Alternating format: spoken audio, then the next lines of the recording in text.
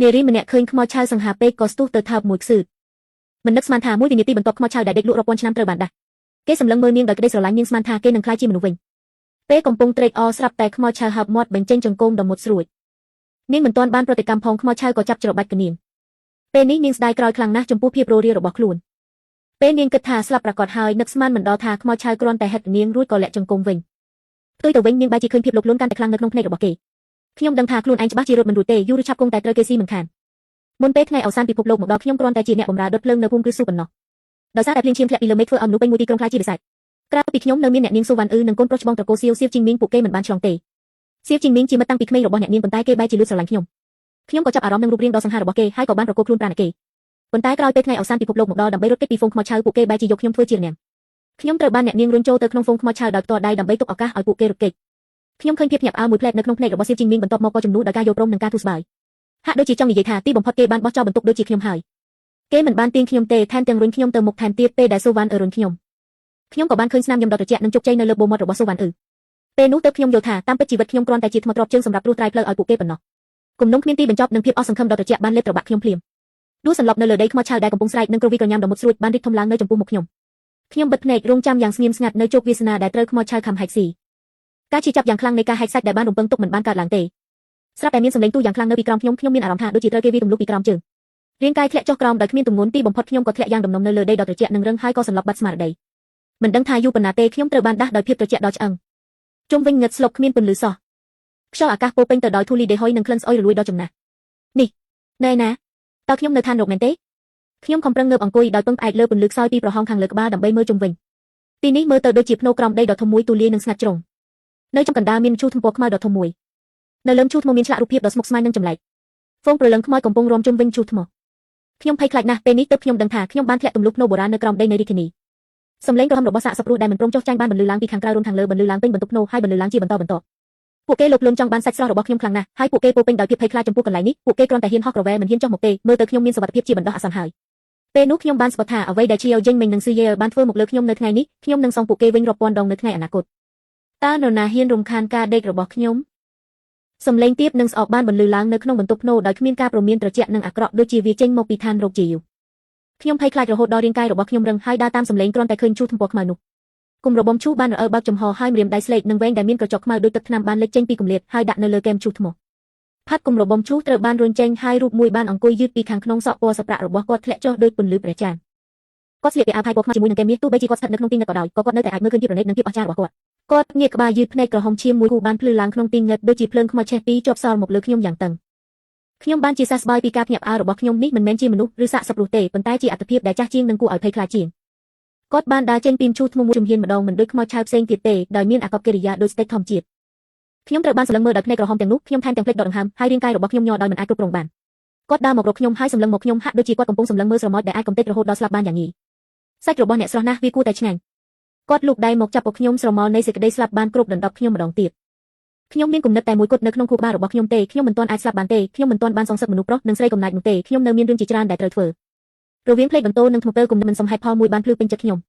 ក្រឡេកមើលភ្នែកក្រហមរបស់គាត់និងចង្កូមមុតស្រួចដែលលេចចេញនៅចន្លោះបូមាត់របស់គាត់ខ្ញុំសម្រេចចិត្តលេងល្បែងដូច្នេះនៅពេលដែលខ្ញុំហៀបនឹងថប់ដង្ហើមដោយសារគាត់ជំនួសឲ្យការតស៊ូខ្ញុំបានប្រើកម្លាំងទាំងអស់របស់ខ្ញុំទឹកភ្នែកក្តៅពីជួរបានស្រក់ចុះខ្ញុំលើកដៃឡើងហើយស្ទាបពណ៌ដ៏ត្រជាក់របស់គាត់ដោយញាប់ញ័រយំដោយសំឡេងសោកសៅនិងទន់ភ្លន់ប្តីឲ្យទីបំផុតអ្នកភ្នាក់ហើយខ្ញុំរងចាំអ្នកយូរហើយអ្នកធ្វើឲ្យខ្ញុំរងចាំយ៉ាងជូរចត់ខ្យល់អាកាសបានកកភ្លៀមខ្ញុំមានអារម្មណ៍ថាដៃនៅលើករបស់ខ្ញុំរលុងបន្តិចហើយមានភាពងឿងឆ្ងល់យ៉ាងច្បាស់នៅក្នុងភ្នែកក្រហមទាំងនោះប្តីគាត់បាននិយាយពាក្យនេះម្ដងទៀតសំឡេងស្អកពោពេញដោយភាពងឿងឆ្ងល់ហាក់ដូចជាកំពុងយល់ពាក្យដែលមិនធ្លាប់លើពីមុនមក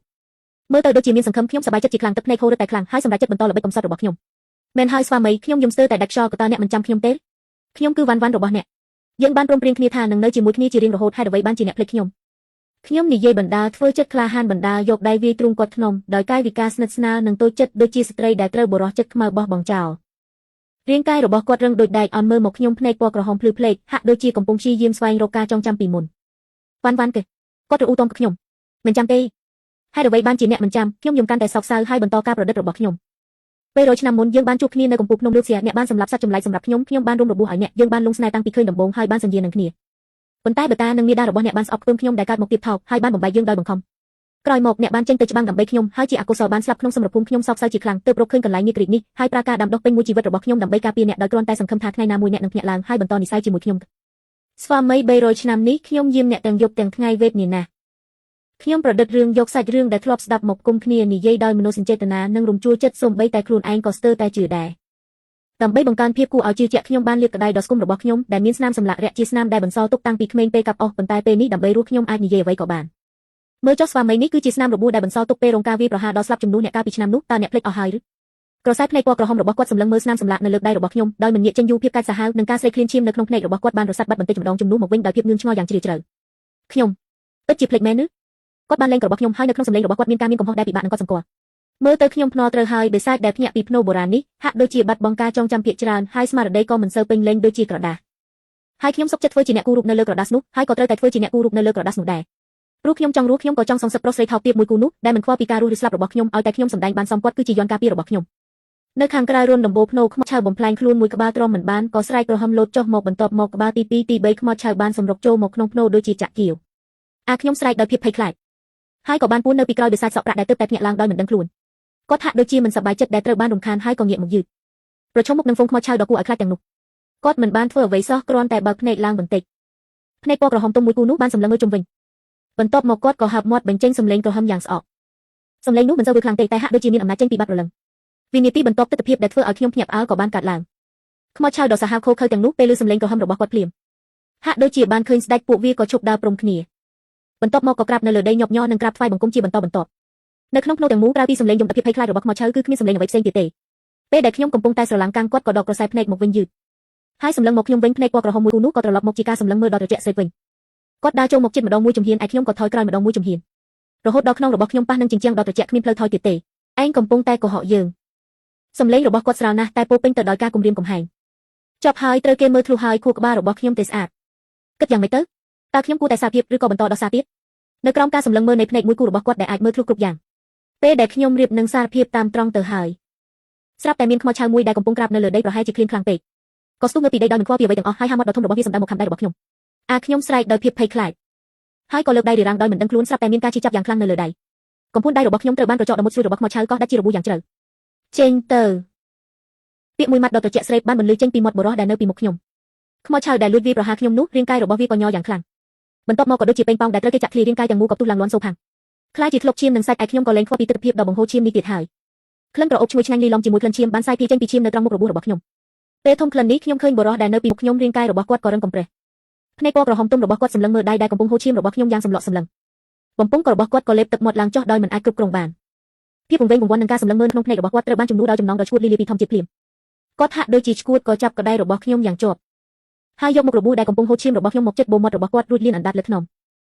មឈ្ងុយណាស់សំឡេងដកដង្ហើមធំដោយការពេញចិត្តនឹងការសង្កត់សង្កិនបានបន្លឺចេញពីបំពង់របស់គាត់ភាពឈួតលីលានឹងអំពើហិង្សានៅក្នុងភ្នែករបស់គាត់ស្រាប់តែស្ងប់ស្ងាត់ទៅវិញយ៉ាងលឿនដែលអាចមើលឃើញនឹងភ្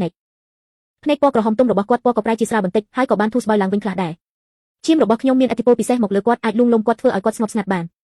ខ្ញុំមើលទៅគាត់ហាក់ដូចជាកំពុងស្រវឹងនឹកឃើញដល់រសជាតិឈាមរបស់ខ្ញុំដោយគ្មានសល់នៅភាពគួរឲ្យខ្លាចដែលចង់សម្លាប់មនុស្សអំបញ្ញមិញនេះតតែសោះនៅក្នុងគំនិតរបស់ខ្ញុំក៏មានគំនិតក្លាហានមួយបានលេចឡើងម្ដងទៀតប្រហែលជាខ្ញុំមិនត្រឹមតែមិនបាច់ស្លាប់ទេថែមទាំងអាចចងគាត់នៅក្បែរខ្លួនបានយ៉ាងជាប់ទៀតផងមិនដឹងថាពេលណាទេទីបំផុតគាត់ក៏បានលែងដៃខ្ញុំហើយមុខរបួសក៏លែងហូរឈាមទៀតដែរឈាមរបស់អ្នកល្អណាស់គាត់មើលមកខ្ញុំហើយនិយាយដោយទឹកដៀងរៀបរាប់ពីការពិតខ្ញុំទ្រាំនឹងការជិះចាប់នៅដៃនិងភាពភ័យខ្លាចក្នុងចិត្តហើយក៏ញឹមចេញមកដែលមើលទៅអាក្រក់ជាងការយំទៅទៀតឲ្យតែស្វាមីចូលចិត្តគឺល្អហើយគាត់ហាក់ដូចជាពេញចិត្តនឹងចម្លើយរបស់ខ្ញុំណាស់មកក្បាលហើយក៏សម្រេចចិត្តមួយខ្ញុំឃ្លានហើយគាត់មើលមកខ្ញុំហើយនិយាយយ៉ាងសំហេតុផលអ្នកគឺជាអាហារបម្រុងរបស់ខ្ញុំត្រូវតែនៅក្បែរខ្ញុំជានិច្ចខ្ញុំដកដង្ហើមធំទោះបីជាពាក្យថាអាហារបម្រុងនេះគួរឲ្យខ្លាចក៏ដោយតែយ៉ាងហោចណាស់ក៏បញ្ជាក់ថាគាត់នឹងមិនសម្លាប់ខ្ញុំនៅពេលនេះទេខ្ញុំជោគជ័យហើយខ្ញុំនៅរស់ហើយគាត់លែងខ្វល់ពីហ្វូងសាកសពរស់ដែលកំពុងវានៅលើដីទៀតហើយអន់ចុះមកលីខ្ញុំដាក់លើស្មាដូចជាលីបាវហើយគាត់ក៏លោតឡើងមួយវិនាទីបន្ទាប់ពួកយើងក៏បានឆ្លងកាត់ប្រហោងនៅលើដំបូលភ្នោហើយត្រឡប់មកលើដីវិញពេលដែលខ្ញុំសាមនឹងពន្លឺខាងក្រៅហើយមើលឃើញទិដ្ឋភាពនៅចំពោះមុខយ៉ាងច្បាស់ខ្ញុំក៏ស្រឡាំងកាន់តែម្ដងនៅលើផ្លូវ YouTube មានសាកសពរស់យ៉ាងច្រើនកុះករាប់រយរាប់ពាន់គ្មានទីបញ្ចប់ហើយនៅពេលនេះសមុទ្រនៃសាកសពរស់ទាំងនេះក៏បានបំបែកចេញជាផ្លូវមួយដោយស្វ័យប្រវត្តិសាកសពរស់ទាំងអស់មិនថាទាបខ្ពស់ធាត់ស្គមមិនថាប្រែប្រួលឬអត់ទេសុទ្ធតែលុតជង្គង់ចុះមកកាន់ទីដើររបស់យើងពួកវាអន់ក្បាលចុះខ្លួនវានៅលើដីហាក់ដូចជាកំពុងទទួលស្វាគមន៍ស្ដេចដ៏ខ្ពង់ខ្ពស់បំផុតចំណែកខ្ញុំក្រឡេកមើលស្ដេចនៃសាកសពរស់រាប់ម៉ឺននាក់នៅក្បែរខ្ញុំទីបំផុតក៏ដឹងថាខ្ញុំបានអបជើងដ៏ធំនិងគួរឲ្យទុកចិត្តបំផុតនៅក្នុងពិភពលោកដ៏វិនាសនេះហើយខ្ញុំបានដាក់ឈ្មោះឲ្យគាត់ថា Yuan Zhou នេះគឺជាអក្សរពីរម៉ាត់ដែលខ្ញុំបានឃើញនៅលើសាលាចារឹកនេមឈូសថ្មរបស់គាត់ខ្លួនឯងហាក់ដូចជាយកព្រមនឹងឈ្មោះនេះដែរទោះបីជា Yuan Zhou គឺជាបិសាចក៏ដោយតែខួរក្បាលរបស់គាត់នៅតែឆ្លាតណាស់ គាត់បានផ្លាស់ប្ដូរសក់ពណ៌ប្រាក់និងអាវធំពណ៌ខ្មៅរបស់គាត់ចេញហើយប្ដូរទៅជាសម្លៀកបំពាក់បុរសធម្មតាវិញគាត់បាននាំខ្ញុំមកតាំងទីលំនៅនៅទីធ្លាព្រៃផ្សេងមួយកន្លែងនៅជាក្រុងប៉េកាំងគាត់ហាក់ដូចជាស្គាល់ទីនេះច្បាស់ណាស់ដើរត្រង់ចូលទៅក្នុងផ្ទះតែម្ដងខ្ញុំឃ្លានហើយមនុស្សនៅក្រោមដំបូលផ្ទះគេមិនអាចមិនអន់ក្បាលបានទេសម្លឹងមើលសាកសពរស់ពេញផ្លូវខ្ញុំរកមិនឃើញអាហារដែលអាចញ៉ាំបានទេមានតែសូមជំនួយពីគាត់ប៉ុណ្ណោះតើអ្នកចង់ញ៉ាំអ្វីខ្ញុំមិនទាន់បានហាប់មាត់ផងគាត់ក៏បានបាត់ខ្លួនពីកន្លែងដើមមិនដល់មួយផ្លែតផងគាត់ក៏ត្រឡប់មកវិញ